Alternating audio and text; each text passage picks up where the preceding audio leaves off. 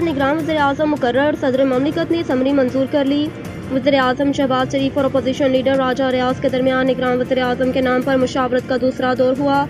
इस सिलसिले में कायदे हिज़्ब इख्तिलाफ राजा रियाज आज वज़ीर-ए-आज़म हाउस पहुंचे, जहां उन्होंने वज़ीर-ए-आज़म शहबाज शरीफ से मुलाकात की और दोनों के दरमियान निगरान वज़ीर-ए-आज़म के नाम से मुतल्लिक मुशावरत की गई। वज़ीर-ए-आज़म और अपोजिशन लीडर के दरमियान निगरान वज़ीर-ए-आज़म के तकर्रुर से मुतल्लिक हतमी मुशावरती अमल खुशअस्लूबी से मुकम्मल हुआ, जिसके मुताबिक अनवारुल हक काकड़ के बतौर निगरान वज़ीर-ए-आज़म के नाम पर इत्तफाक किया गया।